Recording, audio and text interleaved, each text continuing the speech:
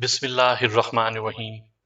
سامعین کرام، آپ سن رہے ہیں اردو ناول بدرو، جس کے مصنف ہیں عبدالرب بھٹی، اور یہ اس سلسلے کی قسط نمبر 14 اور آخری قسط ہے۔ مجھے امید ہے آپ کو میری یہ کاوش بھی پسند آئی ہوگی۔ آپ نے اگر ابھی تک میرا چینل کہانی گھر سبسکرائب نہیں کیا تو ابھی میرے چینل کو سبسکرائب کر کے بیل نوٹیفیکیشن آن کر دیجئے تاکہ آنے والی ہر نئی کہانی کی اطلاع بر وقت آپ تک پہنچ سکے۔ سب سے پہلے عقبی دیوار کے سہارے ایک نسبتاً تنومند شخص کو کھڑا کر دیا گیا، پھر اس کے کاندھوں پر ایک دبلے پتلے شخص کو سیدھا کھڑا کر دیا گیا۔ اس کے بعد ریاض مزید 2 آدمیوں کے سہارے پر اس دبلے شخص کے کاندھوں پر ٹک گیا۔ وہاں سے اس نے اپنے دونوں ہاتھ منڈیر پر پھنسا لیے اور اپنے وجود کو بازوؤں کے سہارے اوپر کر دیا۔ پھر اسی طرح دوسرے شخص کو بھی اپنے اوپر لاد کر دیوار کی منڈیر تک پہنچا دیا گیا۔ اس کے بعد ایک رسی کے ذریعے پیٹرول کے 2 گیلن بھی اوپر کھینچ لیے گئے۔ ریاض اور اس کا ساتھی اندر پائیں باغ میں کود گئے، مگر اس سے پہلے وہ دونوں گیلن اندر اتار چکے تھے۔ چند ثانیے وہ گھنے پودوں میں دم سادھے دب کے بیٹھے رہے، پھر اس کے بعد ریاض سرگوشی میں اپنے ساتھی کو ہدایت دینے لگا۔ پھر ان دونوں کو جہاں جہاں موقع ملا وہاں انہوں نے پیٹرول چھڑک دیا۔ یہ کوٹھی قدیم طرز کی تھی اور زیادہ تر اس میں عمارتی لکڑی کا استعمال کیا گیا تھا، اس لیے بڑی آسانی سے باہر کام نمٹانے کے بعد وہ دونوں پلٹے۔ ریاض نے تھوڑا پیٹرول بچا رکھا تھا جسے وہ اپنے قدموں پر چھڑکتا ہوا واپس عقبی دیوار تک پہنچا۔ پھر دونوں ایک گھنے اونچے درخت کے اوپر چڑھ گئے جو دیوار کی منڈیر کے بالکل قریب تھا۔ دوبارہ واپس باہر کودنے کے لیے ریاض نے پہلے ہی سے اس درخت کا انتخاب کر رکھا تھا۔ درخت پر چڑھنے کے بعد ریاض نے اپنی قمیض کی جیب سے ماچس نکالی اور زہریلی مسکراہٹ کے ساتھ دیا سلائی جلا کر پیٹرول کی بنائی ہوئی لکیر کی طرف اچھال دی۔ پیٹرول کی لکیر نے جلتی ہوئی دیا سلائی کے گرتے ہی آگ پکڑ لی اور ایک آتشی لکیر نے تیزی کے ساتھ اندھیری کوٹھی کی چوبی دیواروں کو کسی آتشی اژدہے کی طرح نگلنے کے لیے اپنا سفر شروع کر دیا۔ اپنا کام نمٹانے کے فوراً ہی بعد دونوں نے درخت سے منڈیر پر چھلانگ لگائی اور پھر باہر نیچے تاریکی میں کود گئے۔ آگ نے جیسے ہی کوٹھی کی دیوار کو چھوا، اچانک آسمان پر زور سے بجلی کڑکی اور پھر موسلا دھار بارش کا سلسلہ شروع ہو گیا، جو اس قدر شدید اور طوفانی تھا کہ پیٹرول کی بھڑکتی ہوئی آگ بھی اس آنن فانن شروع ہونے والی طوفانی ہواؤں اور بارش میں بجھ کر رہ گئی۔ کوٹھی کے مکینوں کو پتہ ہی نہ چل سکا تھا کہ مشیت ایزدی سے ایک گھناؤنی سازش خود اپنی موت مر چکی ہے۔ وہ دونوں بدستور تاریکی میں آگے بڑھتے رہے۔ ان 5 سانسیوں کے حملے کے بعد سے ناصر اب پہلے سے زیادہ محتاط ہو گیا تھا، لہٰذا وہ اپنے گرد و پیش میں گہری نظریں ڈالے ہوئے ساجد کے ساتھ تیز تیز قدموں سے آگے بڑھ رہا تھا۔ ناصر کا دل تیز تیز دھڑک رہا تھا، اسے اب ہر قدم پر خطرہ سانپ کی طرح پھن کاڑے گھات میں بیٹھا محسوس ہو رہا تھا۔ جنگل قریب آنے لگا تھا۔ یہ اس قدر گھنا اور تاریک جنگل تھا کہ ناصر کے لیے اس کے اندر داخل ہونے کا تصور ہی محال ہو رہا تھا، مگر وہ محتاط اور چوکس تھا۔ جنگل کے قریب پہنچ کر وہ ذرا دیر کے لیے رکا۔ جنگل کے اندر آسیبی سناٹا طاری تھا۔ باہر تو ذرا دیر بعد ناصر اور ساجد نے اللہ کا نام لے کر آگے قدم بڑھا دیے۔ وہ دونوں اب گھنے جنگل میں داخل ہو چکے تھے اور ناصر کی کوشش یہی تھی کہ وہ لامبے لامبے درختوں کی آڑ لینے کے بجائے بوٹے قد کے مگر چھتنار اور گھنے پیڑوں کی آڑ لیتا ہوا آگے بڑھے۔ اس کی کن پٹیاں بری طرح سائیں سائیں کر رہی تھیں، اس کے دل میں کھٹک سی ہو رہی تھی۔ تھوڑی دور نکل آنے کے بعد جنگل کا گھنا پن ختم ہونے لگا اور خودرو جھاڑیوں کا ایک مختصر سا میدان نظر آنے لگا۔ ایک مقام پر ناصر ٹھٹک کر رک گیا اور بغور آنکھیں سکیڑے سامنے تکنے لگا۔ اسے ذرا دور گھاس اور خودرو جھاڑیوں کے درمیان میں سرکنڈوں کی چھوٹی چھوٹی جھونپڑیاں نظر آنے لگیں۔ چند ایک جھونپڑیوں سے روشنیوں کے جگنوں سے چمکتے دکھائی دے رہے تھے۔ اس کا دل بے اختیار مسرت سے دھڑک اٹھا۔ وہ اس خوشی میں ساجد سے سرگوشی میں بولا، ساجد، لگتا ہے ہم منزل کے قریب پہنچ چکے ہیں۔ اچھا، ساجد بھی دھیمی آواز میں خوشی سے بولا، کیا ہم پرانے مندر کے قریب پہنچ چکے ہیں؟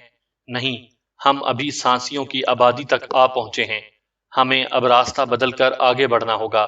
چمائی کا وہ پرانا مندر آبادی سے ذرا ہی دور ہے، آؤ چلیں، ناصر نے کہا اور دونوں ایک بار پھر آگے بڑھ گئے۔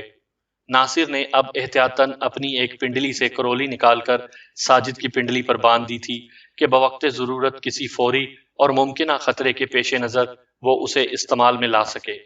اب وہ دونوں سانسیوں کی آبادی سے ذرا ہٹ کر آگے بڑھ رہے تھے۔ ذرا ہی دیر بعد سرکنڈوں کے جھونپڑے بہت دور چلے گئے۔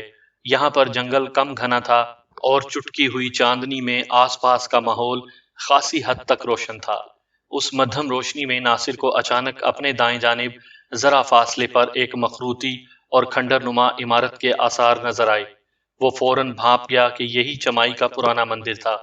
ناصر کامیابی کے جوش میں اب تیز تیز قدموں کے ساتھ آگے بڑھنے لگا۔ ابھی وہ دونوں تھوڑی ہی دور چلے تھے کہ اچانک ناصر کو اپنے دونوں پیروں میں جکڑنے کا احساس ہوا۔ پھر اس سے پہلے کہ وہ کچھ سمجھتا، اچانک اس کے دونوں پاؤں ایک جھٹکے سے اوپر اٹھے۔ بے اختیار اس کے حلق سے ایک تیز چیخ خارج ہو گئی۔ اگلے ہی لمحے وہ سر کے بل اوپر اٹھتا چلا گیا۔ کلہاڑی بھی اس کے ہاتھوں سے چھوٹ کر نیچے خودرو جھاڑیوں میں گر پڑی۔ ساجد بیچارہ حیران و پریشان کھڑا تھا۔ وہ ناصر کو آوازیں دینے لگا۔ ٹھیک اسی وقت آس پاس کی جھاڑیوں سے 6-7 ننگ دھڑنگ سانسی اپنے ہاتھوں میں کرولیاں اور نیزے سنبھالے نمودار ہوئے اور انہوں نے حیران و پریشان کھڑے ساجد کو چاروں طرف سے گھیر لیا۔ ناصر نے ساجد کو خطرے میں پایا تو اس کے وجود میں جوش کی ایک تیز لہر سی آئی۔ منزل کے قریب پہنچ کر وہ شکست سے دو چار ہونا نہیں چاہتا تھا، چنانچہ اس نے ہمت اور جرت سے کام لیا اور کسی طرح زور لگا کر اپنے سر کے بل فضا میں معلق وجود کو سمیٹ کر اپنی پنڈلی پر بندھی ہوئی کرولی نکال لی۔ پھر ٹانگوں کی رسی کاٹ ڈالی، لیکن اس نے یہ احتیاط رکھی تھی کہ اس کا دوسرا جھولتا ہوا سر اسی کے ہاتھوں ہی مضبوطی سے تھما رہے، ورنہ سر کے بل گرنے سے اس کی گردن کی ہڈی ٹوٹ سکتی تھی۔ باہر طور دونوں پیروں کے جکڑ بند کاٹنے کے بعد وہ نیچے کود گیا۔ پانچوں سانسی اب اس کی طرف متوجہ ہوئے۔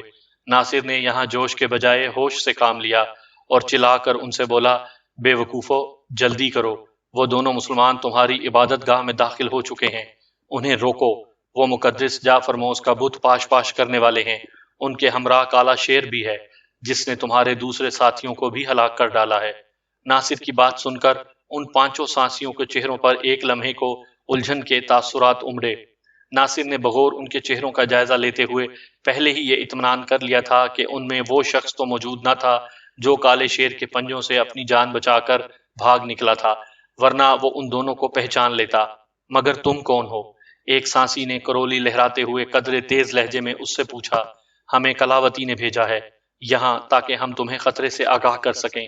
ناصر کو چونکہ معلوم تھا کہ ڈھوک پورا کے سرائے کی مالک کلاوتی بھی سانسی قبیلے ہی سے تعلق رکھتی تھی، جسے بعد میں انہوں نے پولیس کے حوالے کروا دیا تھا، لہٰذا یہی سبب تھا کہ کلاوتی کا حوالہ دینے پر وہ لوگ کچھ سوچنے پر مجبور ہو گئے تھے، لہٰذا وہ سب انہیں چھوڑ کر پرانے مندر کی طرف دوڑے۔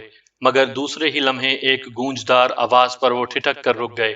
خبردار، ان کے جھانسے میں نہ آؤ، یہی وہ دونوں موذی ہیں جو میرے بت کو پاش پاش کرنے آئے ہیں، ان دونوں کو ترنت ختم کر ڈالو۔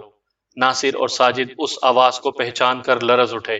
یہ جا فرموز کی بدروح کی آواز تھی۔ خطرہ محسوس کرتے ہی ناصر نے سب سے پہلے زمین پر پڑی کلہاڑی اٹھائی اور پھر ساجد کا ہاتھ پکڑ کر دائیں جانب کی قد آدم جھاڑیوں کی طرف دوڑتا چلا گیا۔ وہ پانچوں سانسی اب خون خوار آوازیں نکالتے ہوئے انہی کی طرف دوڑے۔ ناصر اور ساجد جھاڑیوں اور درختوں کے گنجان سلسلوں کی آڑ لیتے ہوئے ایک لمبا چکر کاٹ کر چمائی کی کھنڈر نما عبادت گاہ کی عقبی دیوار کے قریب جا پہنچے۔ چند ثانیے وہاں دم سادھے کھڑے رہے، اس کے بعد ناصر نے ساجد کو اپنے عقب میں آنے کو کہا اور پھر دونوں دیوار سے چپکے چپکے عبادت گاہ کے مرکزی دروازے کی طرف بڑھنے لگے۔ عبادت گاہ کا دروازہ شکستہ اور ٹوٹا ہوا تھا۔ ناصر کو حیرت تھی کہ انہوں نے اپنی اس عبادت گاہ کی نئے سرے سے مرمت تو ایک طرف تھوڑی سی ٹھوکا ٹھوکی بھی نہ کی تھی۔ آخر وجہ کیا تھی؟ کیا جا فرموز کے بت میں اس کی بدروح حلول ہونے تک اسے دانستہ ایسے ہی رہنے دیا گیا تھا؟ ایک ہی وجہ اس کے ذہن میں آئی تھی، ان کا تعاقب کرنے والے وہ پانچوں سانسی بھٹک گئے تھے۔ ناصر کو ان میں عقل کا فقدان محسوس ہوا تھا، وہ جانگلی قسم کی قوم معلوم ہوئی تھی۔ بہر طور وہ دونوں تاریکی کا فائدہ اٹھاتے ہوئے عبادت گاہ کے شکستہ دروازے کے قریب پہنچ گئے۔ ناصر نے ساجد کو وہیں ایک گوشے میں کھڑے رہنے کی تاکید کرتے ہوئے کہا، ساجد، منزل ہمارے قدموں تلے ہے، ہمیں جلد بازی سے کام نہیں لینا ہوگا، تم ادھر ہی ٹھہرو، میں ذرا اندر کی سن گن لے کر آتا ہوں۔ یہ کہہ کر ناصر محتاط قدموں سے گرد و پیش کا جائزہ لیتا ہوا اندر عبادت گاہ کی شکستہ چوکھٹ کے قریب پہنچ کر رکا اور اندر جھانکنے لگا، لیکن یہ دیکھ کر اسے حیرت کا شدید جھٹکا لگا کہ اندر کوئی بھی ذی نفس موجود نہ تھا، البتہ اندر چند مشعلیں روشن تھیں۔ وہ دھڑکتے دل کے ساتھ اندر داخل ہو گیا۔ پھر اس نے عبادت گاہ کا کونا کونا چھان مارا، مگر اسے کوئی بت دکھائی نہ دیا۔ وہ بہت پریشان ہوا۔ ایک خیال اس کے ذہن میں یہ بھی ابھرا تھا کہ کہیں وہ غلط جگہ پر تو نہیں آ گیا تھا۔ ابھی اسے تھوڑی ہی دیر گزری تھی کہ اچانک باہر کچھ لوگوں کے زور زور سے بولنے کی آوازیں ابھریں۔ ناصر کا دل یکبارگی زور سے دھڑکا، پھر وہ ایک لمحہ بھی ضائع کیے بغیر ایک ٹوٹے ہوئے ستون کی آڑ میں ہو گیا۔ تب اسے بیرونی دروازے سے وہی پانچوں سانسی اندر داخل ہوتے دکھائی دیے۔ ناصر نے گویا اپنی سانسیں روک لی تھیں۔ وہ پانچوں وسط میں آ کر کھڑے ہو گئے، پھر اطراف میں ایک نگاہ ڈالنے کے بعد وہیں کھڑے ہو کر آپس میں باتیں کرنے لگے۔ ایک سانسی بولا، ہمارا تو خیال تھا وہ دونوں ادھر ہی کا رخ کریں گے، مگر کہاں گئے وہ دونوں؟ دوسرا سانسی بولا، وہ دونوں مورخ یہاں ضرور آئے ہوں گے، لیکن مقدس جعفر موس کا بت نہ پا کر واپس چلے گئے ہوں گے۔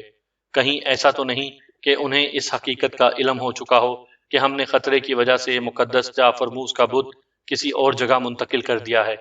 ایک تیسرے سانسی نے خطرہ ظاہر کرتے ہوئے کہا، اور پھر چوتھے نے بدحواس ہو کر یہ مشورہ دیا، میرا خیال ہے ہمیں اسی وقت چلنا چاہیے، کیا خبر وہ دونوں مورخ وہاں تک پہنچ نہ گئے ہوں۔ سب نے اس کی بات مانتے ہوئے بیک وقت سر ہلایا اور باہر کو دوڑے۔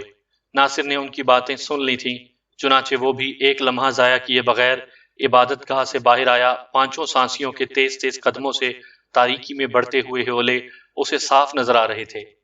فرتے جوش سے ناصر کی رگوں میں خون کی گردش تیز ہو گئی۔ اس نے ساجد کو ساتھ لیا اور پھر وہ دونوں ان کے تعاقب میں چل پڑے۔ خاصی دور نکل آنے کے بعد چھوٹے بڑے ٹیلوں کا سلسلہ شروع ہو گیا۔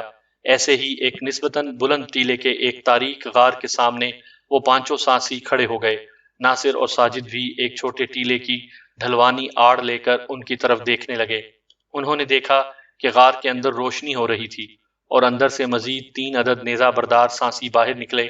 وہ پانچوں نووارد سانسی ان سے کچھ باتیں کرنے لگے، پھر مطمئن ہو کر وہ واپس پلٹ گئے۔ ان کے جاتے ہی غار کے اندر سے برآمد ہونے والے وہ تینوں سانسی بھی اندر واپس چلے گئے۔ جب وہ پانچوں سانسی بہت دور تاریکی میں غائب ہو گئے تو ناصر نے کلہاڑی ساجد کو تھماتے ہوئے جوش سے لرزتی آواز میں کہا، ساجد، اب اس بدرو سے چھٹکارا پانے کا وقت آ گیا ہے، آؤ میرے ساتھ۔ ساجد نے کلہاڑی اپنے ایک ہاتھ میں تھام لی، پھر دونوں دھیرے دھیرے قدموں سے چلتے ہوئے غار کے دہانے پر پہنچے اور ذرا ہی دیر بعد وہ اندر داخل ہو گئے۔ یہ بہت تنگ سا غار تھا اور مخروطی چھت والا کمرہ تھا، جس کے وسط میں ناصر کو مشعلوں کی روشنی میں ایک 6 فٹ لمبا اور 4 فٹ چوڑا سیاہ اور بھیانک صورت والا بت استادہ نظر آیا۔ اس کے گرد وہی تینوں سانسی بھی چوکس کھڑے تھے۔ ناصر نے ہاتھ میں کرولی پکڑی تھی۔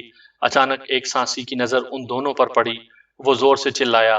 ناصر نے ساجد کو ہوشیار رہنے کا کہا اور پھر جیسے ہی ایک نیزہ بردار سانسی اس کی طرف بڑھا، ناصر نے جھپٹ کر اس کے ہاتھ سے نیزہ چھین لیا اور پھر پھرتی کے ساتھ اس کے پیٹ میں گھونپ دیا۔ وہ کری چیخ کے ساتھ گر پڑا۔ ناصر نے دوبارہ نیزہ کھینچا۔ باقی دونوں سانسیوں میں سے ایک ناصر کی طرف اور دوسرا ساجد کی طرف بڑھا۔ ناصر نے اپنی طرف بڑھنے والے سانسی کی طرف نیزہ اچھال دیا جو اس کے سینے میں ترازو ہو گیا۔ وہ خرخراتی آواز کے ساتھ وہیں ڈھیر ہو گیا۔ پھر ناصر نے ساجد کی طرف بڑھتے ہوئے تیسرے سانسی پر چھلانگ لگا دی اور اسے زمین بوس کر دیا۔ وہ دونوں گتھم گتھا ہو گئے۔ پھر ایک موقع ملتے ہی ناصر نے چلا کر ساجد سے کہا، ساجد، اپنی ناک کی سیدھ میں آگے بڑھو جلدی، جعفر موس کا بت تمہارے سامنے ہے، اسے پاش پاش کر دو۔ یہ سننا تھا کہ ساجد دونوں ہاتھوں میں کلہاڑی پکڑے آگے بڑھا اور پھر بت کو چھوتے ہی اس نے اس پہ در پہ وار کرنا شروع کر دیے۔ بت پاش پاش ہونے لگا۔ ساجد کے وجود میں غصے اور جوش غیظ کی بجلیاں سی دوڑ رہی تھیں۔ اس کی نظروں کے سامنے اپنی ماں اور باپ تیمور کے چہرے رقصاں تھے، جو اسی مردود شیطان جعفر موس کی شیطانیت کی بھینٹ چڑھ چکے تھے اور جس کی وجہ سے خود ساجد بھی نابینا ہو گیا تھا۔ ادھر تیسرا سانسی ناصر کو پچھاڑنے کی تگ و دو میں لگا ہوا تھا، مگر ناصر نے اسے موقع نہ دیا۔ ساجد جوش، غم و غصے میں جعفر موس کا بت پاش پاش کر چکا تھا۔ کام ختم ہوتے ہی ناصر نے اپنے مد مقابل سانسی کو زخمی کر کے پرے دھکیلا اور ساجد کو لیے ہوئے دوڑتا ہوا غار سے باہر آ گیا۔ اب دونوں کا رخ اندھیری کوٹھی کی طرف تھا جہاں شگفتہ اور زینت ان کی منتظر تھیں۔